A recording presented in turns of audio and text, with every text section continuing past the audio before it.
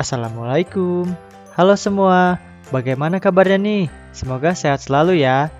Di video kali ini, kami akan menjelaskan tentang e-bisnis dan perubahan organisasi untuk memenuhi tugas mata kuliah Manajemen Sumber Daya Manusia dengan dosen pengampu Ibu Hajah Rahmatulaili SEMM. Sebelumnya, kami dari kelompok 5 yang beranggotakan 3 orang, yaitu Andri Sulistiabudi, Muhammad Ihsan, dan saya Helmi Alfarizi. Nah, apa saja sih yang akan kami jelaskan pada kesempatan kali ini? Antara lain ada 10 pokok pembahasan mengenai e-bisnis dan perubahan organisasi. Kita mulai dari pengertian e-bisnis terlebih dahulu. Pengertian e-bisnis.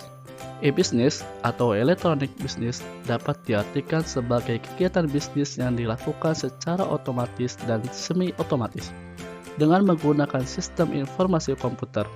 Istilah ini pertama kali diperkenalkan oleh Lou Gerstner, seorang CEO perusahaan IBM.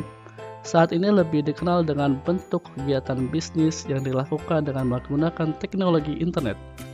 E-bisnis juga memungkinkan suatu perusahaan untuk berhubungan dengan sistem pemrosesan data internal dan eksternal secara lebih efisien dan fleksibel.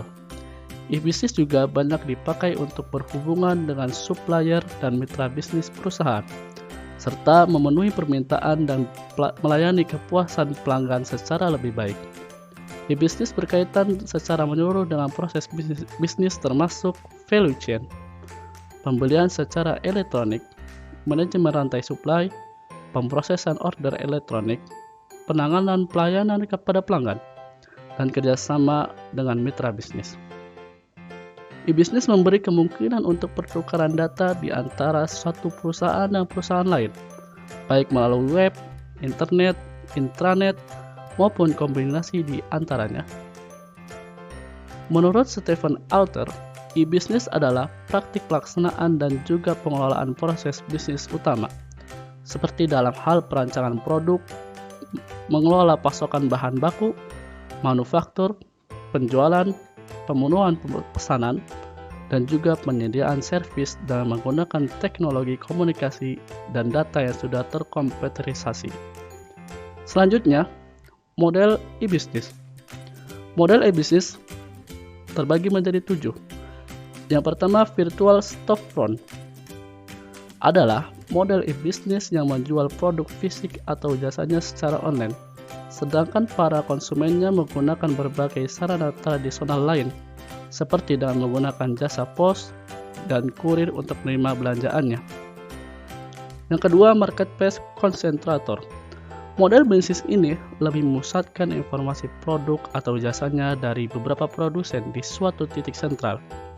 Pihak pembeli nantinya bisa mencari, membandingkan, atau melakukan pembelian pada bisnis tersebut.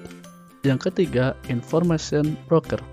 Information broker akan fokus dalam menyediakan informasi terkait produk, harga, dan juga ketersediaannya. Mereka juga terkadang ada yang menyediakan fasilitas transaksi. Yang keempat, transaction broker. Model ini akan membuat pembeli mampu mengamati berbagai tarif dan syarat pembelian. Namun, kegiatan bisnis utamanya adalah memberikan fasilitas transaksi. Yang ketujuh, digital product delivery. Jenis model e-bisnis ini akan menjual dan mengirim produk jenis perangkat lunak, multimedia, atau produk digital lainnya dengan menggunakan internet. Selain itu, ada jenis-jenis e-bisnis, yaitu B2B atau business to business. B2B adalah jenis bisnis yang digunakan antar perusahaan dengan perusahaan lainnya, baik itu pada perusahaan yang bergerak pada industri yang sama ataupun yang berbeda, dan kegiatan transaksinya dilakukan melalui internet. B2C atau business to consumer. B2C adalah jenis perdagangan yang dilakukan dengan secara elektronik oleh suatu perusahaan yang kemudian menjual produknya secara langsung kepada pembeli. C2C atau konsumen to konsumen, mereka yang terlibat dalam jenis e-bisnis ini adalah pelanggan dan mereka akan menjualnya lagi ke pelanggan lain. C2B atau consumer to business. Jenis e-bisnis ini adalah suatu jenis bisnis di mana konsumen atau pelanggan akan memberitahukan apa yang mereka perlukan. Lalu, para pemasok akan saling berlomba dalam menyediakan apa yang konsumennya tersebut diperlukan. Tujuan dan manfaat e-bisnis. Tujuan implementasi e-bisnis adalah untuk mendukung efisiensi dan integritas pengelolaan data sumber daya manusia, keuangan, supply chain management, dan lain-lain. Selain itu juga berfungsi sebagai sarana komunikasi dan informasi bagi publik dan stakeholder lainnya. Dengan berbasiskan internet, sistem ini dapat diakses di semua tempat sesuai dengan hak akses yang telah ditentukan.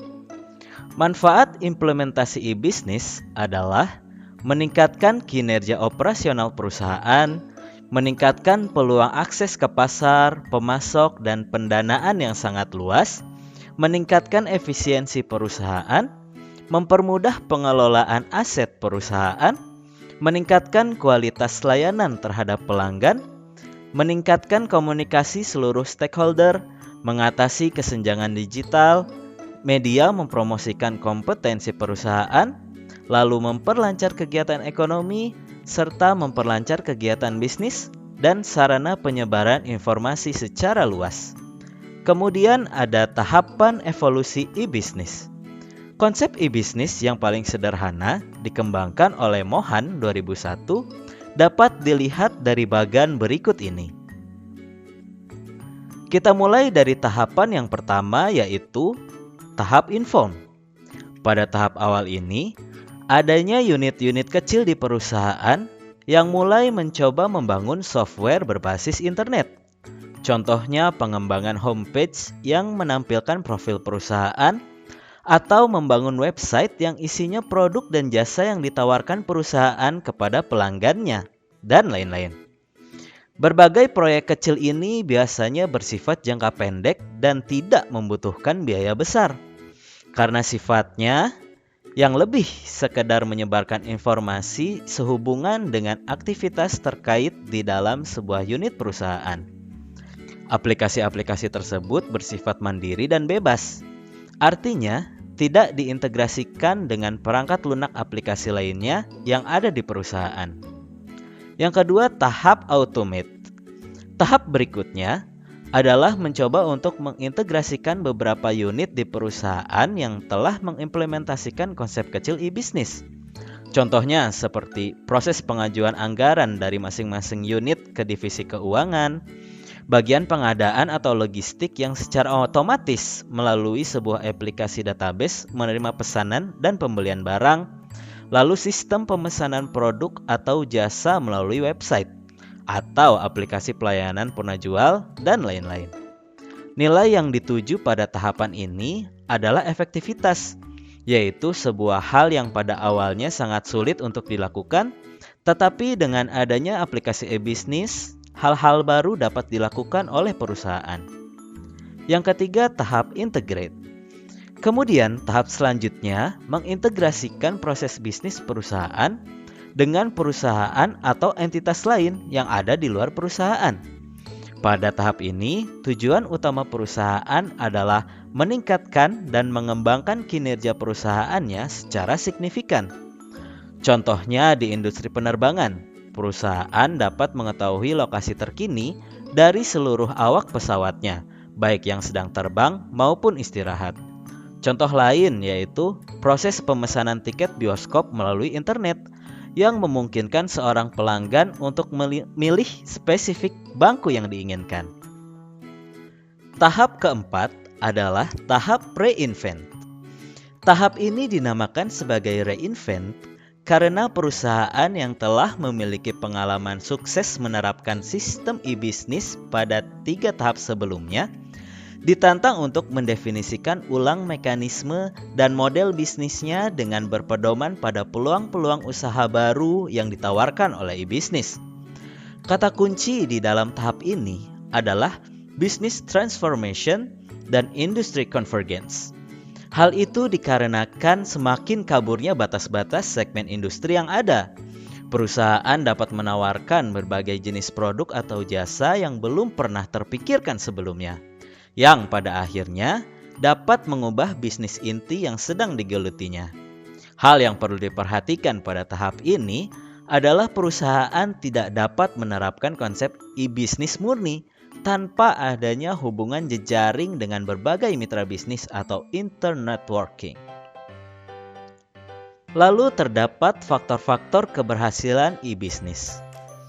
E-bisnis dapat dikatakan berhasil apabila telah memenuhi 6 faktor yang harus dilalui, yaitu dari sisi e-bisnis dan strategi organisasi. Nilai strategis dalam menerapkan e-bisnis akan sangat tergantung pada tingkat sejauh mana suatu proses tersebut mampu membantu organisasi dalam menerapkan dan mencapai seluruh strateginya. Dari sisi pembeli dan inbound logistik, dalam hal ini internet memiliki peranan yang penting dalam meningkatkan kegiatan pembelian dengan cara mempermudah perusahaan dalam melakukan identifikasi calon pemasok dan melakukan perbandingan harga. Seluruh data pembelian yang dilakukan oleh subunit perusahaan yang berbeda akan bisa dipusatkan, sehingga akan memungkinkan perusahaan untuk bisa menetapkan total pembeliannya. Dari sisi operasi internal, sumber daya manusia, dan infrastruktur, teknologi informasi dan komunikasi pada tingkatan yang lebih lanjut mampu meningkatkan efisiensi operasional internal secara signifikan.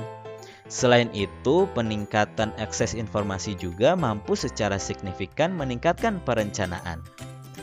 Dari sisi outbound logistik, akses yang lebih tepat waktu dan akurat atas seluruh informasi yang detail terkait pengiriman akan memungkinkan penjual dalam mengurangi biaya transportasi dengan cara mengirimnya secara menyeluruh pada pelanggan yang lokasinya berdekatan. Dari sisi penjualan dan pemasaran, yaitu pihak perusahaan bisa membuat katalog elektronik di website mereka agar bisa melakukan otomatisasi input pesanan penjualan.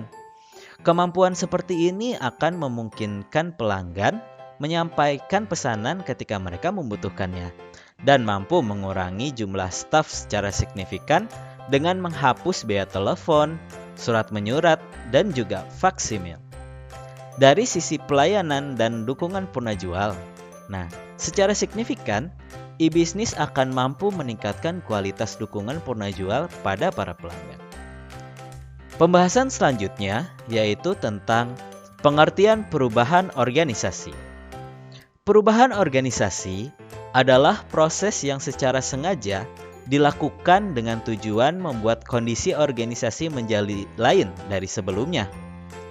Perubahan organisasi dapat pula diartikan sebagai peristiwa ketika perusahaan atau bisnis mengubah komponen utama organisasi. Contohnya seperti memperluas divisi, menambah karyawan, budaya kerja, mengadaptasi teknologi terkini untuk beroperasi, dan masih banyak lagi. Perubahan organisasi erat kaitannya dengan persaingan. Ini terlihat dari bentuk-bentuk perubahan organisasi yang bisa kita temukan. Dikategorikan ke dalam perubahan internal dan perubahan eksternal. Perubahan internal mencakup perubahan visi misi, strategi, struktur organisasi, sistem, prosedur, dan lain-lain. Sedangkan perubahan eksternal dapat berbentuk perubahan target pasar, branding atau image, kondisi geografis, dan lain-lain. Tipe-tipe perubahan organisasi. Ada 4 tipe-tipe perubahan organisasi, yaitu perubahan karyawan. Tipe perubahan karyawan tak bisa dihindari, terlebih ketika dunia dilanda pandemi COVID-19.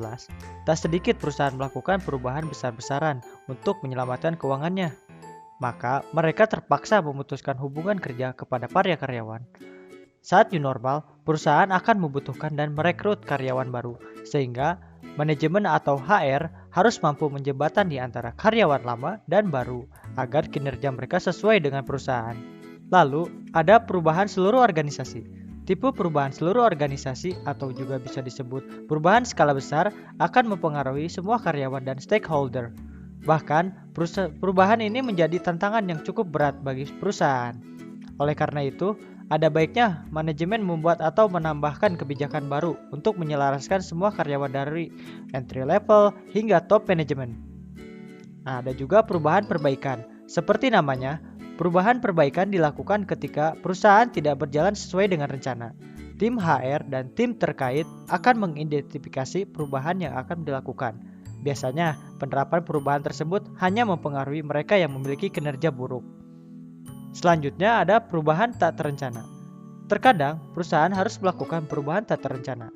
Hal itu terjadi ketika industri bisnis terkena dampak pandemi, bencana alam, perubahan peraturan atau undang-undang, sehingga mempengaruhi seluruh tenaga kerja. Dan yang terakhir ada perubahan transformasional. Tipe ini adalah perubahan yang mempengaruhi struktur dan mengusik kegiatan perusahaan dalam jangka yang waktu tertentu.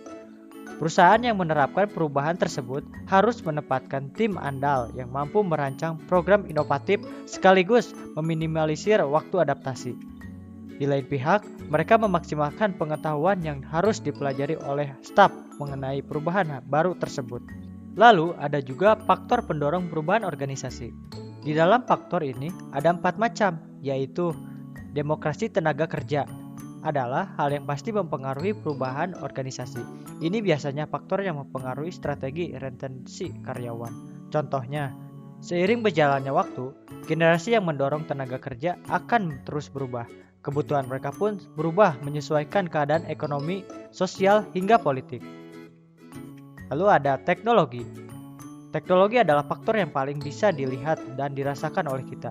Semakin hari selalu ada inovasi teknologi baru yang mendukung keseharian kita. Lalu ada juga globalisasi. Perubahan yang terjadi secara global biasanya mempengaruhi gerak bisnis juga. Tuntutan pasar bisa berubah sewaktu-waktu. Jika tidak memperhatikan perubahan yang terjadi secara mendunia dengan baik, Anda akan segera tertinggal dari kompetitor. Lalu yang terakhir ada pertumbuhan perusahaan. Bahkan ketika perusahaan Anda tumbuh dengan baik sekalipun, Anda tidak bisa bergerak statis. Lagi pula, bagi pembisnis, akan selalu ada dorongan kuat untuk selalu melakukan lebih untuk organisasinya. Dan materi yang terakhir yaitu langkah-langkah melakukan perubahan organisasi. Nah, ini langkah-langkah yang harus dilakukan untuk melakukan perubahan organisasi. Yaitu pertama, menciptakan urgensi. Langkah pertama dalam perubahan organisasi adalah menciptakan urgensi atau hal yang sangat mendesak pada semua orang. Yang kedua, menyusun tim. Langkah berikutnya menyusun tim berdasarkan divisi untuk menyatukan tim yang kompeten dengan keterampilan, kualifikasi, reputasi, koneksi, dan kekuatan yang tepat. Yang ketiga, menciptakan visi dan strategi. Tujuan langkah ini adalah menciptakan visi yang realistik dan strategi yang efektif guna membantu seluruh tim berhasil mencapai perubahan. Yang keempat, komunikasi rencana perubahan. Manajemen wajib mengkomunikasikan visi dan strategi perusahaan kepada seluruh anggota. Yang kelima, menyingkirkan masalah. Ketika mengimplementasikan perubahan seluruh organisasi, kemungkinan masalah akan sering muncul. Masalah biasanya datang dari karyawan yang menolak perubahan, manajer yang melemahkan sistem, peraturan perusahaan, dan lainnya. Yang keenam, rayakan kesuksesan jangka pendek. Hasil perubahan organisasi tak serta-merta terjadi dalam hitungan hari. Proses ini membutuhkan waktu. Untuk menjaga semangat karyawan, ada baiknya kita merayakan kesuksesan jangka pendek yang diperoleh oleh karyawan. Yang ketujuh, ada mempertahankan perubahan. Untuk meningkatkan kinerja perusahaan dalam proses perubahan, semua orang harus mampu mempertahankan perubahan itu sendiri. Artinya, leader memastikan anggota timnya bekerja mencapai target sampai mengukur kemajuan dan tetap menjaga komunikasi. Dan yang terakhir, yang kedelapan, menjadikan perubahan sebagai budaya. Langkah terakhir yaitu menjadikan perubahan sebagai budaya. Perusahaan adapun implementasi perusahaan antara lain mengidentifikasi dan menggabungkan nilai yang memperkuat perubahan serta memperbaiki proses perubahan yang harus sejalan dengan budaya baru itu di tubuh perusahaan. Nah, mungkin segitu saja materi yang bisa kami sampaikan. Kurang lebihnya kami mohon maaf. Wabillahi taufiq wal hidayah. Wassalamualaikum warahmatullahi wabarakatuh.